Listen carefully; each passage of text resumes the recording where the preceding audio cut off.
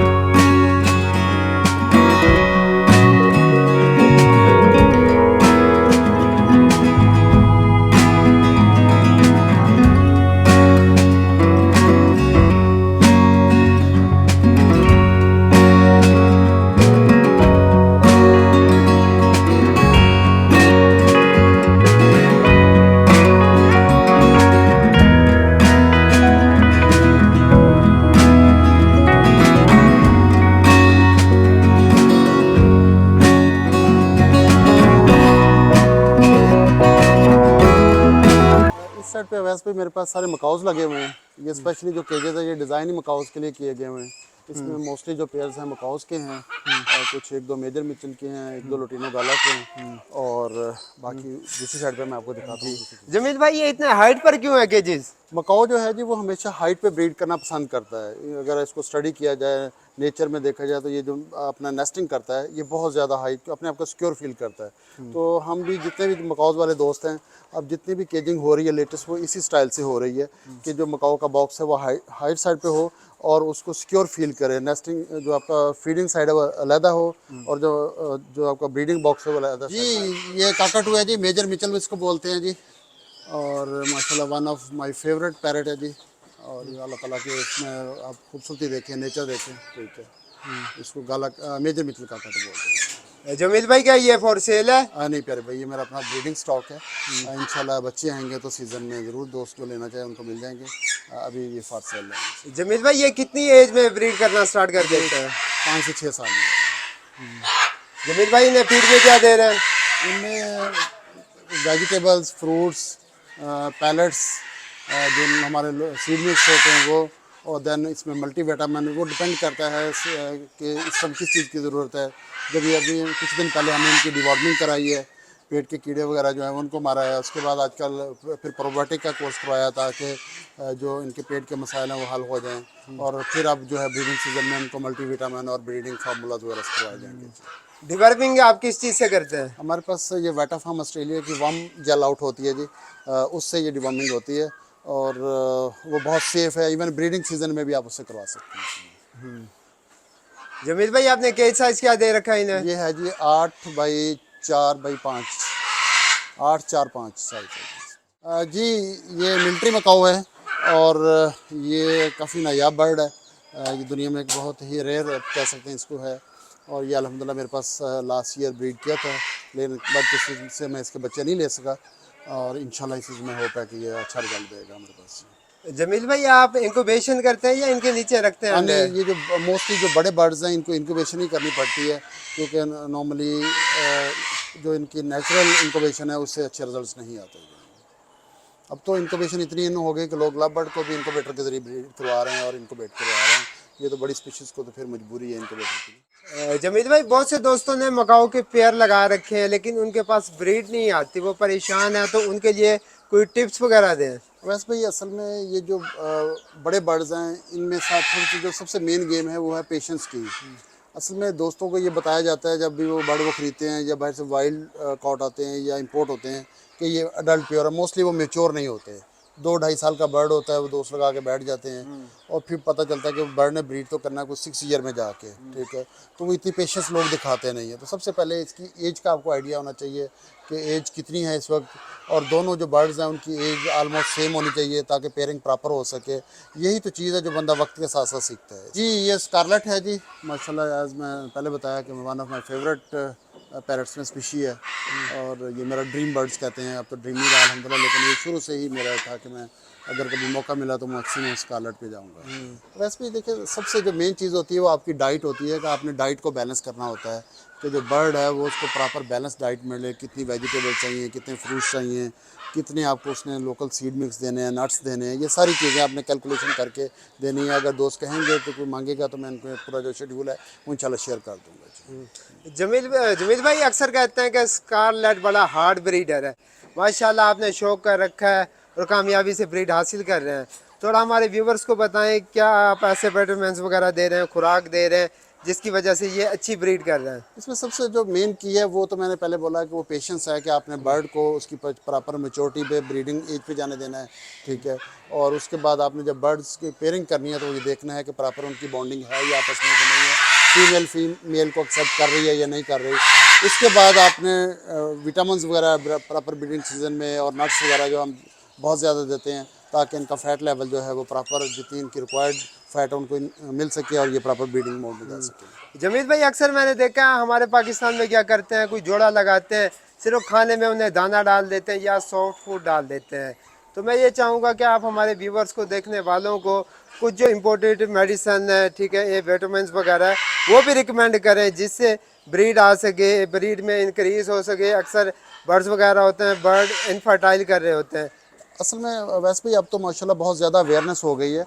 ये 5 से 10 साल पहले अगर पीछे चले जाएं तो पहले ऐसे ही होता था कि कोई विटामिन्स की तरफ नहीं जाता था, अच्छी प्रॉपर एवियन मेडिसिन की तरफ नहीं जाता था जिससे बर्ड्स का नुकसान होता था, डीएनए सेक्शन की तरफ नहीं जाता था। तो अब तो चीज़ें बहुत इंप्रूव हो गई हैं। तो प्रॉपर आपको, जैसे मैंने पहले बताया क्लिप के अंदर, कि आपको ये आइडिया होना चाहिए कि इस टाइम बर्ड की रिक्वायरमेंट क्या है, इस टाइम बर्ड को कौन सा विटामिन चाहिए, इस टाइम बर्ड को इलेक्ट्रोलाइट चाहिए या मल्टीविटामिन चाहिए, इस टाइम बर्ड की डिवॉर्मिंग की ज़रूरत है। ब्रीडिंग होता यह है कि जैसे अभी देखिए कितनी गर्मी है और बहुत सारे दोस्तों ने इनको विटामिन, ब्रीडिंग विटामिन करवा भी दिए हुए हैं जो इनके साथ ज्यादती है। बेसिकली विटामिन ने जो होते हैं उन्होंने इसकी डेफिशिएंसी जो होती है उनको पूरा करना होता है। तो बर्ड ने जब तब ब्रीड करना था जब बर्ड खुश होता है, जब बर्ड जो है वो हैप्पी होता है और प्रॉपर ब्रीडिंग सीजन में आता है।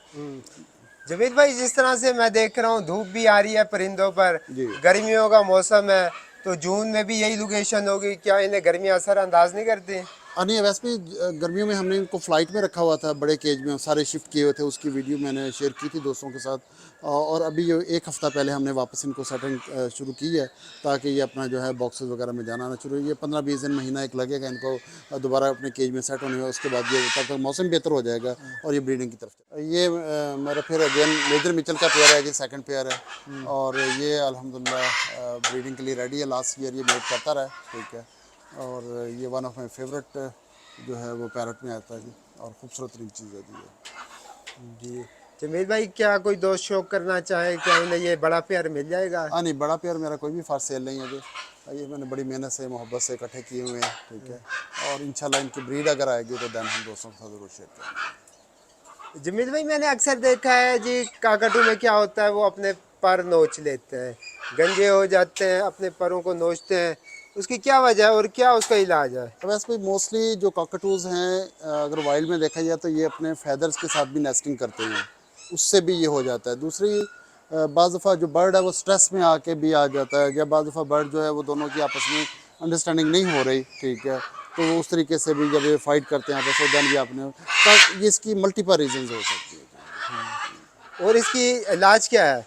इसका डिफरेंट इलाज है। एक वर्सी लागा की वो क्या करती है, नो पिक, वो क्या करती है कि फैदर का टेस्ट चेंज कर देती है। अगर आप उसका स्प्रे कर दें तो 24 आवर्स के लिए जो बर्ड है वो अपने आप को फिर प्लक नहीं करता, उसका वो उसको जो टेस्ट होता है वो बुरा लगना शुरू हो जाता है। और ये बेसिकली जब एक दफ़ा फैदर परिंदा के मुंह में लगता है तो उसका ब्लड टच होता है तो वो उसको फिर हैबिट बन जाती है, ठीक है। फिर वो अपने पर नोच नोच के उस हैबिट को अपनी को पूरा करता है। तो आपको बेसिकली इसकी हैबिट ख़त्म करनी है जो इसने अपना ली होती है। हाँ, इसको लुटिनो गाला बोलते हैं जी। ये ऑस्ट्रेलिया से का नेटिव है जी, और माशाल्लाह बड़ी खूबसूरत स्पेशी है ये जी। हाँ जी। जमील भाई अक्सर येलो कलर को लटीनो कहते हैं, लेकिन ये वाइट और पिंक लग रहा है मुझे दूर लेकिन से। इसकी स्पीशी का नाम जो है वो लेटिनो गाला ही कहा जाता है। ये अक्सर दोस्त सवाल करते हैं, लेकिन इसको लेटिनो गाला एज नाम दिया गया है और उसी से ये फेमस है। क्या ये पेयर अगर कोई भाई शौक करना चाहे तो मिल जाएगा? हाँ नहीं, इसमें कोई भी पेयर फार सेल नहीं है। इंशाल्लाह इनके बच्चे आएंगे तो वो ज़रूर मिल जाएंगे। जी, बहुत से दोस्त कमेंट करते हैं कि भाई आपने प्राइस नहीं पूछी, क्या ये जोड़ा फॉर सेल है कि नहीं। ये जो फार्म है ये बिल्कुल सेल के लिए नहीं है, इसलिए मैं बार बार आपके दोस्तों की फरमाइश पर बार बार ये पूछ रहा हूँ। जी ये अगेन स्कारलेट है जी, स्कारलेट मकाओ, और ये माशाल्लाह आजकल नेस्टिंग कर रहा है। फीमेल बॉक्स में रह रही है और मेल जो है उसको गार्ड कर रहा है। जमील भाई ये कितनी एज में जाके ब्रीड के काबिल हो जाता है? ये डिफरेंट है जी, तकरीबन नॉर्मली 5 ईयर्स से ये जो है वो ब्रीडिंग के लिए रेडी हो जाते हैं। आपने बॉक्स साइज कितना दे रखा है इन्हें? बॉक्स साइज इसका मुझे एग्जैक्ट तो याद नहीं है, वेबसाइट पे हमारी मेंशन है, लेकिन ये मकाओ होता है इसका सबसे बड़ा बॉक्स है। बॉक्स इसके लिए सबसे बड़ा साइज होता है। ये मेरा ख्याल कोई तकरीबन 3 बाई 3 या 3.5 बाई 3 का कोई साइज इसका होगा, एग्जैक्ट मुझे याद है। जमील भाई अक्सर कहते हैं कि अगर बर्ड्स को बड़ा केज दे दें तो वो खेलना स्टार्ट हो जाते हैं, ब्रीड नहीं करते, तो आप क्या कहते हैं इस बारे में? देखिए मैं तो ये कहता हूँ कि बर्ड खुश होगा तो ब्रीड करेगा। ये तो जुल्म है कि आप उसको एक छोटा केज दे दें इस वजह से कि जनाब वो उसमें बस ब्रीड ही करते रहे। तो हमने कोई मशीन तो नहीं ना लगाई, ठीक है। अगर हम बर्ड लवर हैं तो हमें प्रॉपर बर्ड को उसका साइज़ केज देना चाहिए ताकि वो भी इंजॉय करे और आप भी हॉबी को इंजॉय करें, ठीक है। असल में बदकिस्मती हो ये गई है कि इस प्रोफेशन के अंदर बिजनेस बहुत ज़्यादा आ गया। हर बंदा ये चाहता है कि बर्ड चाहे 2 फुट के केज के अंदर रह जाए लेकिन मुझे बच्चा मिल जाए, ठीक है। तो अगर आप वाकई नेचर लवर हैं, हॉबीस्ट हैं, शौकीन हैं, तो प्रॉपर बर्ड को डाइट दें, प्रॉपर उसको केज साइज़ दें ताकि वो अपनी लाइफ को अच्छी तरीके से गुजारे। आपने उसको कैद किया हुआ है तो वो अब आपकी ज़िम्मेदारी है कि आप उसको हर तरह का अच्छा इन्वायरमेंट दें। जी वैसे भाई ये फिर हमारा स्कारलेट का पेयर आ गया जी, और वही स्कारलेट मकाओ। मेरे पास ज़्यादा मैक्सिमम है स्कारलेट लगे हुए हैं। जमील भाई कितने पेयर आपके पास लगे हुए हैं? तकरीबन 10 पेयर स्कारलेट के हैं। माशाल्लाह से। जमील भाई इसका जो बच्चा होता है कितनी उम्र में जाके सेल्फ हो जाता है?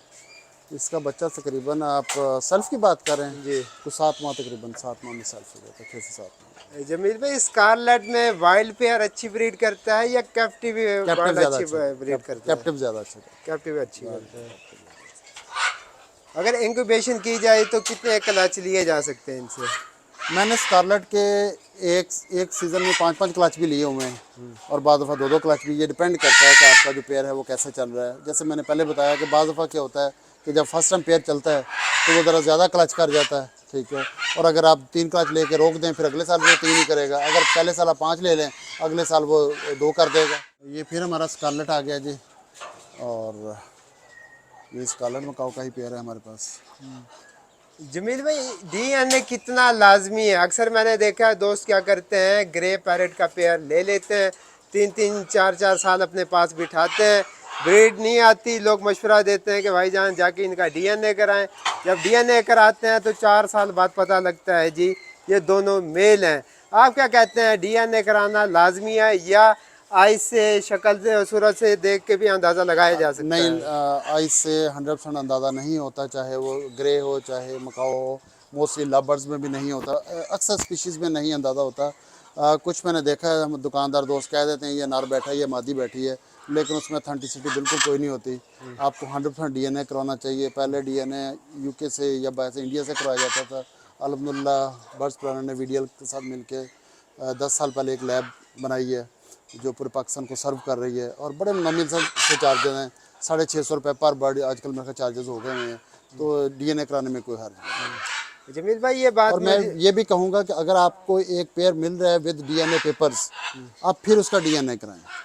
उसकी वजह यह है कि जो उस पेयर के पाँव में रिंग है वो लूज रिंग है, वो किसी भी टाइम उतार के इधर उधर चढ़ाया जा सकता है। हाँ, अगर आपके बर्ड के पाँव में क्लोज बटन रिंग है जो उतर नहीं सकता, देन आप उस डीएनए को, उसी पेपर को यूज़ कर सकते हैं। अगर आपके पेयर के अंदर जो रिंग है वो लूज रिंग है, देन मस्ट आप डीएनए लाजमी करवाएं। ये बहुत सारे केसेस मैंने आए देखे हैं कि दोबारा जब डीएनए करवाया जाता है तो डिफरेंस आता है कुछ ना कुछ गेम हुई होती है उसके अंदर। बर्ड्स की एज का अंदाजा किस तरह से लगाया जा सकता बर्ड है? की एज का अंदाज़ा उसकी आई जो रिंग होता है उससे होता है।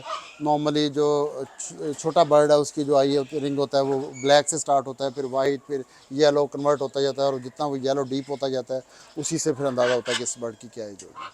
जी जमील भाई इसके बारे में बताएं। जी ये भी स्कारलेट है, अल्हम्दुलिल्लाह मेरा प्रूवन ब्रीडर पेयर है। इसके बच्चे तो हमारे पूरे पाकिस्तान में गए हुए हैं, बल्कि इसके हमने बहुत सारे अंडे जो हैं वो चाइनीज़ को भी सेल किए थे। चाइनीज़ आता था और इसके अंडे लेके जाता था हमारे पास से, ठीक है। और ये भी स्कारलेट है जी। जमील भाई अगर आपसे कोई भाई पाकिस्तान से अंडे लेना चाहे क्या मिल जाएंगे? नहीं, अभी हम जो है वो बच्चा ही सेल कर रहे हैं। चाइनीज़ से कुछ लोग आते थे, उनको हम अंडे देते रहे पहले, लेकिन अभी हमने प्रॉपर अपना इंक्यूबेशन सिस्टम है तो उसी को चला रहे हैं। जमील भाई जिस तरह से अभी ये मोल्ड पर है, जी। ठीक है, अक्सर सुनने में आता है मोल्ड पर वही परिंदा जाता है जो ऑलरेडी ब्रीड कर चुका हो, इसमें कितनी सच्चाई नहीं, है? ऐसा कुछ नहीं है। परिंदे ने हर साल अपना एक जो ओल्ड शेड होता है उसको चेंज करना होता है, तो उसमें ब्रीडिंग वगैरह का कोई सीन नहीं होता। बट अपने पर चेंज करता है जी। जी ये फिर स्कारलेट और मेरे ख्याल ये इसके साथ हमारा ग्रीन विंग लगा हुआ है। और ये माशाल्लाह फीमेल नेस्ट के अंदर है और मेल उसके पास पहुंच गया हमें देख के उसको प्रोटेक्ट करने के लिए जी। जमील भाई इनका ब्रीडिंग सीजन कब स्टार्ट होता है? ये तकरीबन किसी भी साल के किसी भी जो मंथ में ब्रीड कर सकते हैं, लेकिन नॉर्मली जो ये चलता है ये नवंबर दिसंबर से लेके मई तक जाएंगे तकरीबन। जमील भाई अक्सर दोस्त कमेंट करते हैं, कहते हैं कि जी परिंदे को सिप लग गई है या सिप वाला परिंदा मुझे भेज दिया है, तो ये सिप क्या है और इसका इलाज क्या है? जी सिप बेसिकली जो इसकी केल बोन, ये जो हड्डी होती है सीने की, ये सूख जाती है तो इसको सिप लगना बोलते हैं। और ये बाज़ परिंदों में बहुत जल्दी भी हो जाता है। लाइक अगर एक बंदा कराची से ट्रांसपोर्ट होकर लाहौर आया है तो अगर 2 दिन उसने प्रॉपर कुछ खाया नहीं तो 2-3 दिन में भी उसके ये अफेक्ट कर जाएगा, ठीक है। इसकी जो रीज़न्स हैं उसकी बहुत सारी रीज़न्स हैं। जो मेन रीज़न है वो डिवॉर्मिंग है, पेट के कीड़े जो हैं उससे भी ये बर्ड जो है वो प्रॉपर जो डाइजेस्ट नहीं कर पाता, प्रॉपर उसको खुराक नहीं लगती। तीसरा, जैसे अब गर्मी का मौसम है, हमें आइडिया नहीं होता लेकिन परिंदा अंदर से प्रॉपर खा नहीं रहा होता है। चौथी जो सबसे मेन रीज़न है वो ये है कि जब परिंदा बीमार होता है, हमें ये लग रहा होता है कि परिंदा ठीक है, खा रहा है, लेकिन परिंदा प्रॉपर खा नहीं रहा होता है। अब एक परिंदे का मुंह अंदर से पका हुआ है, वो बराबर बैठा हुआ है, एक्टिव है, हर चीज़, आपको नहीं पता कि उसको प्रॉब्लम, वो खा ही कुछ नहीं रहा, तो ऐसा उसकी जो हड्डी है वो सूखना शुरू हो जाएगी। तो ये देखना पड़ेगा कि क्या वजह है, किस रीज़न से ये हड्डी निकल रही है, देन उसकी ट्रीटमेंट होगी। पेट के कीड़े हैं तो उसकी ट्रीटमेंट और होगी, अगर मुंह पका हुआ तो उसकी ट्रीटमेंट और होगी, बीमारी की वजह से नहीं खा रहा तो और होगी, अगर आपने बेड को प्रॉपर टेम्परेचर में नहीं रखा हुआ तो उसकी ट्रीटमेंट, उसका जो सेटअप वो कुछ और होगा। ये भी हमारा स्कारलेट है जी, अल्हम्दुलिल्लाह ये भी बैठा हुआ है, मजे कर रहा, खा पी रहा है। जमील भाई इस वक्त आपके पास जो मौजूद है स्कारलेट, जी। सबसे बड़ा जो पेयर है कितनी एज का है आपके पास? ये तकरीबन मेरे पास जो बड़ा पेयर है वो तकरीबन उसकी एज 20 साल के करीब होगी, 20 ईयर्स की। फर्स्ट टाइम आपने स्कारलेट मकाओ कब लिया था? तकरीबन इसको 8 साल हो गए। जमील भाई एक मकाओ होता है ब्लू कलर का, थोड़ा उसके बारे में बताएं, बहुत से दोस्त कमेंट करते हैं। अच्छा, उसको हाईसेंथ मकाओ बोलते हैं। हाईसेंथ जो है वो कराची में कुछ पेयर अवेलेबल हैं, लाहौर में भी अवेलेबल हैं, और उसकी वैल्यू तकरीबन कुछ 70-75 लाख के करीब पेयर की होती है, और उसको हाईसेंथ बोलते हैं। उसकी एक कार्टून मूवी भी आई थी रियू के नाम से, वो उसी पे बनाई गई थी। बेसिकली वो साइज़ में सबसे बड़ा होता है जी। जमील भाई अक्सर दोस्त क्या करते हैं, जेंटल से डिवर्मिंग कर लेते हैं, थोड़ा इसके बारे में बताएं। जिस तरह आपने बताया कि आप एक बीटा फार्म की एक जेल है वो इस्तेमाल करते हैं। देखिए दोस्त, ये अक्सर मैं दोस्तों को सुनता हूँ कि जी मैंने जेंटल यूज़ किया, बड़ा अच्छा रहा। अब मुझे ये समझ नहीं आती कि ये कैसे कह सकते हैं बड़ा अच्छा रहा। हाँ, अगर आप ये चाहते हैं कि अगर जो भी आप प्रोडक्ट यूज़ कर रहे हैं उसका आप रिज़ल्ट के बारे में श्योर करें, तो उसका बेहतरीन तरीका है कि आप उसको बिफ़ोर और आफ्टर टेस्ट करवाएं। इस्तेमाल करने से पहले टेस्ट कराएं और देखें कि उसके बर्ड के पेट में कौन से कीड़े थे, ठीक है। और उसके बाद आप जेंटल यूज़ करवा के फिर दोबारा टेस्ट करवाएं कि उसने क्या अफेक्ट किया, किस किस को मारा, किस फॉर्म को मारा, किसको नहीं मारा। देन आप क्लेम कर सकते हैं कि इसने बहुत अच्छा काम किया। अदरवाइज़ मैं ये कहूँगा कि अगर आपने अच्छा बर्ड लगाया हुआ है, महंगा बर्ड लगाया हुआ है, तो कोई मैटर नहीं करता। एक अंडा एक्स्ट्रा आ जाए, एक बच्चा एक्स्ट्रा आ जाए तो आपकी सारी इंपॉर्टेंट मेडिसिन की कॉस्ट पूरी हो जाती है। लेकिन जो प्रॉपर मेडिसिन है, क्योंकि जो पैरट का सिस्टम है, ह्यूमन का सिस्टम है, पोल्ट्री का सिस्टम टोटली डिफरेंट है, ठीक है। तो आपको प्रॉपर मेडिसिन पैरट की यूज़ करनी चाहिए, क्योंकि उसमें प्रॉपर डोजेज दी होती है पैरट के वेट के हिसाब से, साइज़ के हिसाब से। जो ह्यूमन मेडिसिन में और जो पोल्ट्री वाली मेडिसिन में, उसमें आप बहुत मुश्किल या निकाल ही नहीं पाते, या ओवर डोज कर जाते हैं या लो डोज दे देते हैं आप, दोनों का कोई फ़ायदा नहीं है। ये भी स्कारलेट है और ये मैं दोस्तों को बताना चाहता हूँ कि ये मेरा सारे जो बर्ड्स देखे जा रहे हैं, ये सारा मेरा ब्रीडिंग स्टॉक है। इनसे जो भी बच्चे अंडे आते हैं उनको मैं सेल कर देता हूँ, ठीक है। और अल्हम्दुलिल्लाह पाकिस्तान में काफ़ी ज़्यादा स्कारलेट है। अगर आपको बच्चे पठे नज़र आएंगे तो मोस्टली मेरे पैरों के बच्चे ही नज़र आएंगे आपको पाकिस्तान के। जमील भाई माशाल्लाह से ये बॉक्स में जा रहे हैं, ये कब तक इनकी लेंग आना स्टार्ट हो जाएगी? मैंने अभी कोई भी इनको बूस्टर डोज नहीं दी, किसी तरह का कोई ब्रीडिंग विटामिन नहीं दिया, और अभी तो 1-2 महीने दूंगा भी नहीं, क्योंकि मौसम गर्म है। और उम्मीद है कि ये मैं नवंबर दिसंबर में जाके इनको प्रॉपर ब्रीडिंग मूड में लेके आऊँगा। अभी ये नेचुरल में जो डाइट शाइट खा रहे हैं, फ्रूट वेजिटेबल्स, उसी पे ये चल रहे हैं। अगर ब्रीडिंग फार्मूला इस्तेमाल करना हो तो कौन सा करना चाहिए? मैं मोस्टली ये प्राइम करता हूँ। प्राइम बहुत अच्छा मल्टीविटामिन है। नेक्टोन ई और एस जो है वो, अगर आपने बूस्ट करना है ब्रीड को, एकदम बर्ड को एक्टिविटी में लेके आना है, वो अच्छी चीज़ है। देन उसमें आपका, अगर आपका इंडोर बर्ड्स हैं, सनलाइट नहीं आती, सॉल्वेट डी ब्रीडर आप दे सकते हैं। उसके साथ आप कैल्शियम सोर्स कोई दे दें, फर्टिवेट दे दें। ये सारे इंटरनेशनल ब्रांड्स हैं और दुनिया के बड़े ब्रांड्स हैं। इसको किसी को भी यूज़ किया कर लेना चाहिए। मेरी बस दोस्तों से गुजारिश है कि बर्ड को ओवरडोज ना करें। बर्ड ने ब्रीड तब करना है जब ब्रीडिंग सीजन आएगा, जब वो ब्रीडिंग मोड में आएगा। होता यह है कि एक दोस्त विटामिन लेके जाता है, वो 15 दिन के बाद फिर आ जाता है, जी मैंने कोर्स करवा दिया, अंडा नहीं आया। हम उसे कहते हैं कुछ चीज़ें अल्लाह पे छोड़ दें, आपने अपनी कोशिश कर ली, फिर वो दूसरा ब्रीडिंग विटामिन दे देता है। उससे ये होता है कि फ़ीमेल बहुत ज़्यादा बूस्ट होकर एग लेइंग कर देती है, वो अनफर्टाइल हो जाते हैं और वो पूरा ब्रीडिंग सीजन उसका डिस्टर्ब हो जाता है। ये माशाल्लाह ये स्कारलेट मकाऊ है, और ये हमारा टेम मेल है, और एक्स्ट्रा ऑर्डिनरी साइज़ है इसका। मेल और फीमेल में क्या फ़र्क मालूम किया जा सकता है विदाउट डीएनए? हाँ नहीं, डीएनए के साथ ही प्रॉपर फ़र्क मालूम होता है। बाकी सारे जो है वो आपके आइडियाज़ होते हैं, 100% एक्यूरेसी डीएनए से आती है। जी जमील भाई माशाल्लाह से जिस तरह से आप किसी तरफ के मोहताज नहीं है, बहुत बड़ा नाम। बहुत से दोस्त कमेंट करते हैं, जानना चाहते हैं कि लव बर्ड का जो फीमेल है वो एग नहीं दे रही, जी ठीक हो तो गया। आप कोई मेडिसिन, कोई फार्मूला रिकमेंड करें जिससे वो फीमेल लव बर्ड की लेइंग कर दे? अब ऐसे में बात यह है कि डिपेंड करता है कि रीज़न क्या है, क्यों नहीं लेइंग कर रही।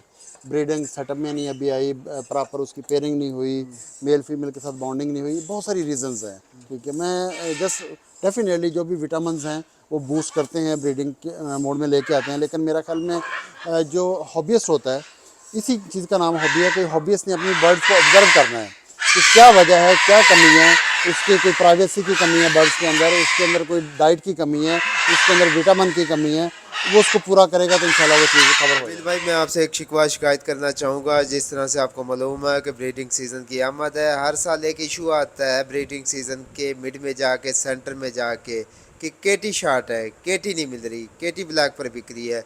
बहुत से दोस्तों के हमें कमेंट्स आते हैं कि भाईजान हमें केटी कहीं से लेकर दे, हम बहुत परेशान हैं, हम अपने जो बच्चे थे सेल्फ करना चाह रहे हैं तो हमें अब फीड नहीं मिल रही। तो वो लोग मजबूरन क्या करते हैं, लोकल फीड इस्तेमाल करते हैं। तो भाईजान आप ऐसा क्यों नहीं करते कि आप एक्स्ट्रा फीड मंगा लें? जी अवैस भाई, बहुत शुक्रिया, आपका सवाल बहुत कीमती है और वक्त की ज़रूरत के मुताबिक आपने बहुत अच्छा सवाल किया है। इस बारे में मैं कई सालों से हर साल एक एजुकेशनल वीडियो बना के अपने दोस्तों के साथ शेयर करता हूँ।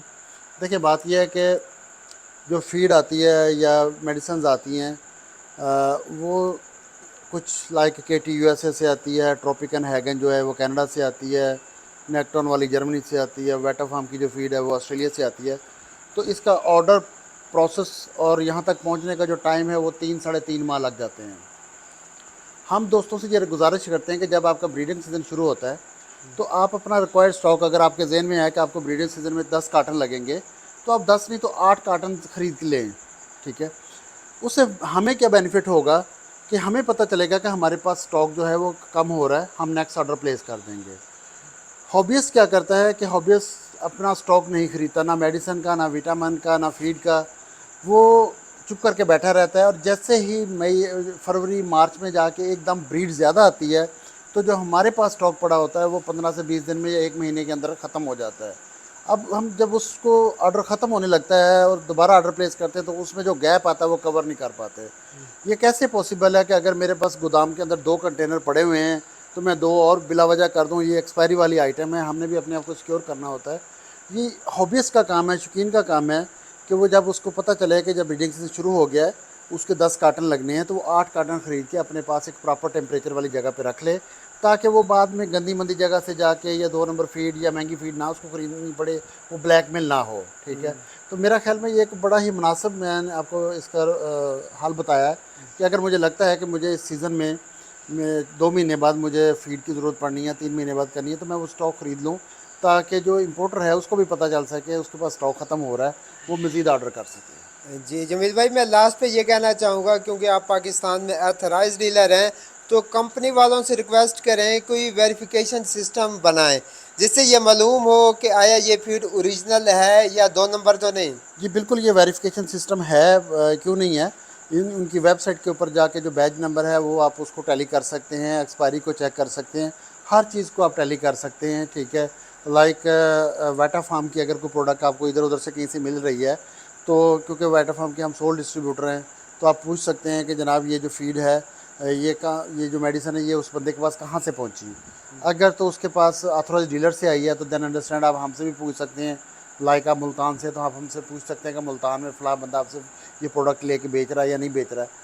अगर तो हम आपको बता दें कि जी हमारे पास से जा रही है, तो देन डेफिनेटली ये एक वेरीफाई मुकम्मल हो गया। अगर एक बंदा ना खुद इंपोर्ट कर पा सकता है, ना वो लोकली जो सोल डिस्ट्रीब्यूटर उससे ले रहा है, तो फिर कोई ना कोई रीज़न हो सकती है कि उस पर डाउट किया जा सकता है। ठीक है, तो ये थोड़ी सी अगर यूज़र मेहनत कर ले और टाइम से चीज़ें ख़रीद ले, चीज़ को चेक कर ले, तो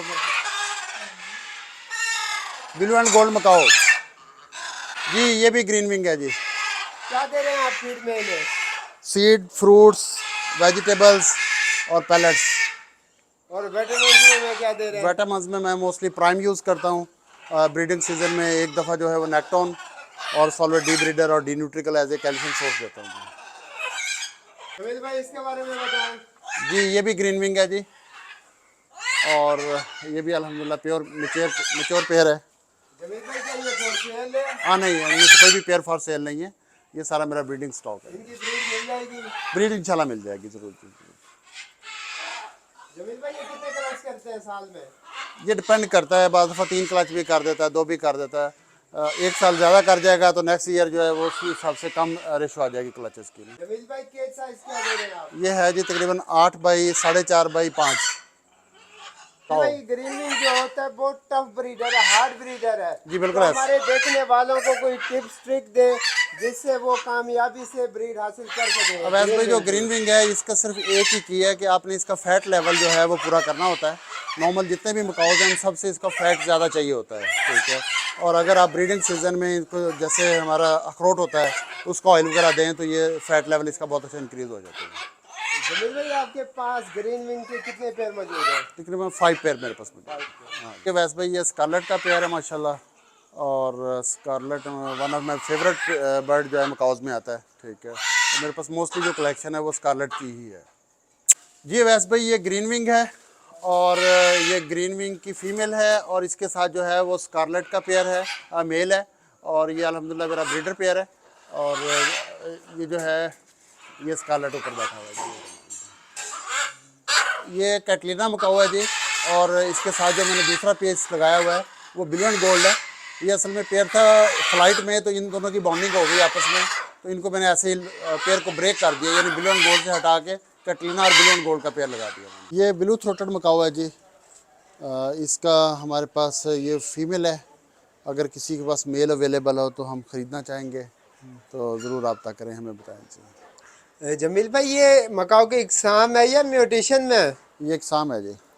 ये ग्रेटर काकटू है जी। ये अल्हम्दुलिल्लाह मेरा ब्रीडर पेयर है, और ये 3 साल से मेरे पास ब्रीड कर रहा है। ये मोलाकन काकटू है जी। ये अल्हम्दुलिल्लाह मेरा ब्रीडर पेयर है, और ये भी आजकल नेस्टिंग कर रहा है जी। जमील भाई, केज साइज क्या दे रखा है? ये केज साइज़ है जी 8 बाई 6 और तकरीबन 8, 6 इसका तकरीबन साइज़। जमील भाई, फीड में क्या दे रहे हैं? इसमें फीड में इसमें ज़्यादा वेजिटेबल्स, फ्रूट्स और सीड मिक्स, पैलेट्स, और जब ज़रूरत होती है जो मेडिसिन और विटामिन्स, वो सीज़न के हिसाब से। जमील भाई, आपके दिल के करीब कौन सा परिंदा है? सारे करीब हैं, जो भी मैं यहाँ पे आप समझ लें कि मैंने रखा हुआ है ना, मैं नॉर्मली उस लिहाज से कभी बिज़नेस के लिहाज से ये बर्ड्स मैंने रखे ही नहीं है। जब जिस बर्ड का मेरा हॉबी करने को दिल किया वो मैंने ऐड किया है, चाहे उस टाइम उसकी मार्केट वैल्यू क्या है उसके बच्चे की क्या वैल्यू है, क्योंकि जब आप शौक कर रहे हैं तो फिर शौक कर रहे हैं। जी वैस भाई, ये कुछ अफ्रीकन ग्रे के हमारे पेयर्स हैं। आपको पता है जैसे ये शाय बर्ड है और जैसे ही आता ही बॉक्सेस में घुस जाता है, ठीक है। तो ये अल्हम्दुलिल्लाह मेरे पास अच्छा ब्रीड कर रहा है अफ्रीकन ग्रे में। और अफ्रीकन ग्रे को तकरीबन आप कह सकते हैं कि मैं को 20-22 साल से ब्रीड करवा रहा हूँ। जमील भाई आपके पास कितने पेयर ब्रीड कर रहे हैं? मेरे पास तकरीबन 10 पेयर इस समय ब्रीड कर रहे हैं, टोटल हैं कुछ 14-15 पेयर हैं। जी वैसे एलेक्टस अल्हम्दुलिल्लाह मेरे पास कुछ 35 पेयर हैं, मोस्टली ब्रीड कर रहे हैं। एलेक्टस एक अच्छा बर्ड है फार्मिंग के लिए, क्योंकि ये बजरी की तरह पूरा साल ब्रीड करता है। और अगर बस आपको थोड़ी सी इसकी डाइट पे ऊपर फोकस करना है, हम लोग इसको सीड पे ले जाते हैं। हालांकि एलेक्टस जो है वो सीड से ज़्यादा इसको वेजिटेबल्स की ज़्यादा ज़रूरत होती है, और इंडोर होने की वजह से मैं इसको विटामिन D3 भी देता हूँ, जिसमें सॉल्वर डी ब्रीडर है वेटा फार्म ऑस्ट्रेलिया का। उसके अलावा कैल्शियम डेफिनेटली, क्योंकि ये एगलिंग बहुत करता है, कैल्शियम की इसको ज़रूरत होती है, और प्रॉपर मल्टीविटामिन वगैरह, क्योंकि ये पूरा साल मैं इससे आउटपुट लेता हूँ, तो इसकी फिर डाइट वगैरह और इसके विटामिन वगैरह का बड़ा स्पेशली ख्याल रखना पड़ता है। जी ये लैक्टस अल्हम्दुलिल्लाह ब्रांड लैक्टस जो है ये मोस्टली पेयर मेरे पास लगे हुए हैं और बहुत अच्छा ब्रीड कर रहे हैं। जी जमील भाई, अगर हमारा कोई व्यूवर शौकीन अगर कोई पेयर आपसे बड़ा लेना चाहे, क्या अवेलेबल है सेल के लिए? नहीं, बड़ा पेयर कभी भी मेरे पास अवेलेबल नहीं होता है, क्योंकि मैं जो फार्म पे लगाता हूँ वो अपने लगाए होते हैं। हाँ, इनके बच्चे आते रहते हैं, वो मैं कुछ दोस्तों को सेल करता हूँ, अगर किसी को चाहिए होंगे तो मैं उनको रेफ़र कर दूँगा, उनसे ले सकते हैं। जी। और जमील भाई ये कितनी एज में ब्रीड करना स्टार्ट कर देते हैं? ये 3-3.5 साल में नॉर्मली जो है ना वो मेच्योरिटी की तरफ चला जाता है। जी जमील भाई, हमारे व्यूवर्स को थोड़ा बताएं इसका पेयर किस तरह से लगाया जाए, नर मादा को किस तरह से लगाया जाए ताकि कामयाबी से ब्रीड आए? जी, इसका तरीकाकार ये है कि आप इसकी नेचुरल बॉन्डिंग करवाएं, 2-3 मेल 2-3 फीमेल्स को इकट्ठा छोड़ें, और उनमें से जो पेयर एक दूसरे को सिलेक्ट करें। असल में इसमें फीमेल ने सिलेक्ट करना होता है मेल को, ठीक है। तो जो वो सिलेक्शन बनेगी वो एक परफेक्ट पेयर होगा। जब बाई फोर्स आप पेयरिंग करते हैं तो उसमें कभी लग जाता है, कभी पेयर फर्टाइल नहीं करता है, कभी जो है वो फीमेल मेल पे अटैक करती है, तो वो सारी चीज़ें चलती रहती हैं। जमील भाई ये एक वक्त में कितने एग लेइंग करते हैं? मैक्सिमम 2 करते हैं, कभी कभार 3 भी ले कर देते हैं। जमील भाई खुराक में क्या दे रहे हैं? खुराक में इनको वेजिटेबल सबसे ज़्यादा दी जाती है और सीड्स जो है। कोई ब्रीडिंग के लिए मेडिसिन वगैरह इस्तेमाल कर रहे जी हैं? वो सारी चीज़ें चलती रहती हैं, वक्त की ज़रूरत के मुताबिक जो भी फील किया जाता है कि इस टाइम हमारे बर्ड को इस चीज़ की ज़रूरत है। जैसे ये इंडोर बर्ड्स हैं, बेसमेंट में लगे हुए हैं, तो इनको विटामिन D रेगुलर दिया जाता है और कैल्शियम सोर्स रेगुलर दिया जाता है। जी ये लॉरिकीट में आ जाता है जी, ये रेड कलर का पेयर है और ये भी मेरे पास अल्हम्दुलिल्लाह ब्रीड कर रहा है। जमील भाई अक्सर सुनने में आता है ये लोरी ब्रीड नहीं करती। देखिए, अगर लोरी ब्रीड ना करती होती दुनिया में बचती ना, खत्म हो गई होती। ब्रीड कर रही है तो दुनिया में एग्जिस्ट कर रही है। नहीं, पाकिस्तान में नहीं करती, बहुत ज़्यादा कर रही है, लेकिन इसकी प्रॉपर जो डाइट है, लोग इसको मोस्टली सीड पे रखते हैं। इसकी सीड डाइट नहीं होती इसकी, जो ये क्योंकि ये नेक्टर लेता है पौधों से, फूलों से, तो इसको आपको इस तरीके का जो है फूड देना पड़ता है। जी ये लुटिनो माउंट पैरट है, ये भी अल्हम्दुलिल्लाह मेरे पास ब्रीड कर रहा है, और ये बड़े मेरा फेवरेट कलर है, इसलिए लगा हुआ है। जमील भाई इसकी मार्केट वैल्यू क्या होगी इस जोड़े की? तकरीबन 1.5 लाख रुपए इस समय होगी। बच्चे वगैरह अवेलेबल होते हैं आपके पास इसके? जी बच्चे आए थे लास्ट ईयर, वो जो मैं तो नॉर्मली हर आदमी के साथ डील नहीं कर पाता, तो वो एक आदमी से कांटेक्ट हो जाता है, फिर वही ले जाता है और मार्केट में सेल करता रहता है वो अपने हिसाब से। जमील भाई के पास आए हैं, माशाल्लाह इनका फार्म देखे, बहुत खुशी हुई है इनसे मिलके। वेलकम जी, बहुत माशाल्लाह शुक्रिया बहुत आपका, खूबसूरत शौक रखा हुआ है। आपके आने का शुक्रिया। आपका शुक्रिया कैसा रहा सफ़र आपका? सर, बहुत मज़ा आया आपके पास आकर, आपका शौक देखा है तो बहुत खुशी हुई है। ज़बरदस्त बर्ड्स हैं और माशाल्लाह ये हॉर्स जो आपने रखे हुए हैं बहुत कमाल है माशाल्लाह। अल्लाह आपको और मज़ीद इज़्ज़त दे। ये अरेबियन फीमेल है, फिली, अभी तकरीबन 16 माह इसकी एज है। मैजिक स्पेशल 1 इसका बाप है, इटली में खड़ा है, तकरीबन 8 से 9 इंटरनेशनल चैम्पियनशिप जीता हुआ है। माँ भी इसकी इम्पोर्टेड है, और ये एक अच्छी घोड़ी जो है फ्यूचर में इंशाल्लाह तैयार होगी। इसके ऊपर मेहनत कर रहे हैं। जब से हमारा वो टर्की ड्रामा चला है, उसके बाद घोड़े बहुत इन हो गए पाकिस्तान के अंदर फिर। जी जी जमील भाई, ये बहुत फिलहाल तो बहुत महंगा शौक है, क्योंकि अब तो ये सवारी वाला रहा नहीं। जी बिल्कुल ऐसा। पहले टांका घोड़े में लग जाता था, लेकिन अब ये बहुत ज़्यादा एक्सपेंसिव शौक है। चांदी खाते हैं और लीद देते हैं ये। थोड़ा इसके बारे में हमारे देखने वाले व्यूवर्स को बताएं, आपने शौक कर रखा है, क्या आने वाले वक्त में आप इससे कोई फ़ायदा भी उठा सकते हैं? आजकल पाकिस्तान के अंदर इसकी जो गेम है वो बहुत ज़्यादा इन हो रही है नेज़ाबाजी के लिहाज से, और जो दूसरे शोज़ हैं वो बहुत ज़्यादा इन हो रहे हैं। तो उस साइड पे इसकी सारी जो है ना वो गेम कन्वर्ट हो गई है, ठीक है। तो बाकी ये हॉबी है, एक बहुत ही वफादार जानवर है और इसका रखना भी बरकत है, तो इसलिए फिर रखा हुआ है, ठीक है। फ्यूचर प्लान्स क्या हैं आपके घोड़ों को मैं लेके? इसको इम्प्रूव कर रहा हूँ, ये साथ एक मैं और बना रहा हूँ स्टेबल्स, उसमें मज़ीद इंशाल्लाह को 8-10 घोड़े हम इंपोर्ट करेंगे और उसमें ऐड कर रहे हैं। ये हमारी जो लोकल देसी ब्रीड है वो है जी, और ये राइडिंग के लिए है, और वन ऑफ माय फेवरेट जो राइडिंग के लिए मैं इसको यूज़ करता हूँ। आजकल थोड़ा सा हबस के दिन है तो इसलिए राइडिंग को इसको रोका हुआ है। उम्मीद है 15-20 दिन बाद दोबारा राइडिंग स्टार्ट कर दी जाएगी। इस कलर को क्या कहते हैं? इसको रेड कलर बोलते हैं। ये जो इसके अंदर रेड मार्किंग है ना, इसको ब्लड कलर नॉर्मली बोला जाता है। जमील भाई इसकी क्या प्राइस होगी, मार्केट वैल्यू क्या होगी? ये जो घोड़ी है देसी हमारी, इसकी डिफरेंट होती है जी, 5-6 लाख से लेके ऑनवर्ड जो है ना, बहुत सारी इसकी क्वालिटीज़ के ऊपर डिपेंड करता है। जमील भाई ये कितनी एज में ब्रीड के काबिल हो जाती है? तकरीबन 3 साल में जो घोड़ी ब्रीड के काबिल है जी। इसको थारो ब्रीड बोलते हैं। हमारे जितने भी पोलो के खिलाड़ी होते हैं वो मोस्टली इसी ब्रीड को यूज़ करते हैं। ये फीमेल है और ये ब्रीडिंग के लिए कुछ तकरीबन 7 से 8 माह हो गए इसको प्रेग्नेंट को, और ये ब्रीडिंग के लिए रोकी हुई है जी। जमील भाई ये थारो ब्रीड पाकिस्तानी है या इंटरनेशनल है? ये पाकिस्तानी है जी। पाकिस्तानी ब्रीड है। पाकिस्तानी breed। इसकी हाइट कितनी हो जाती है? ये तकरीबन 65 के करीब जो है ना इसकी हाइट हो जाती है। फ्यूचर्स प्लान्स क्या हैं आपके घोड़ों को लेकर? क्या मैं करने वाले हैं? अरेबियन घोड़ों की ब्रीड की तरफ और उनकी जो है वो आगे जाने का मेरा मोड है जी। कितना अरसा हुआ आपको इस शौक को लेके? घोड़ों में तकरीबन अभी मुझे 1 साल हुआ है ऐड हुआ जी। उससे पहले सारा जो बर्ड्स में थे। मज़ा आ रहा है? हाँ अल्हम्दुलिल्लाह, मुझे तो बहुत मज़ा आ रहा है क्योंकि ये बड़ा वफादार जानवर है। बड़ा साइज क्या दे रखा है आपने? बड़ा साइज़ ये तकरीबन है कोई मेरे ख्याल में कोई 20 फीट इसकी डेप्थ होगी, 20 से 25 फीट, और ये 15 फीट होगी। ये पूरा दिन खुला फिरते रहें और बस रात को इनको यहाँ पे लाया जाता है। इसको तुलूज बोलते हैं जी, ये इम्पोर्टेड ब्रीड है। और जो ये सामने छोटे वाली है इसको वाइट कैनेडियन जो है वो बोलते हैं, गीज जो है, और वो उस साइड पे मोर फिर रहा है जी। ये बड़ी खूबसूरत लान के अंदर छोड़ने वाली, और ये कम पानी के अंदर भी जो है ना वो हैप्पी रहती है, इसको ज़्यादा पानी नहीं चाहिए होता। जमील भाई इसकी मार्केट वैल्यू क्या होगी? ये तकरीबन कोई 1.5 लाख के करीब पेयर होता है जी, ये तुलूज डाक का जो होता है। क्या ये उड़ता भी है? नहीं, ये ज़्यादा फ्लाई नहीं करता, इसीलिए ये लान में ओपन छोड़ने के लिए बड़ी खूबसूरत चीज़ है जी। इसके मुख्तलिफ नाम है जी। ये कोई इसको वुड डब बोलता है, कोई वुड पिजन बोलता है, कोई मुल्तान में क्या बोलते हैं जी? गोल्डन नेक। गोल्डन नेक बोलते हैं।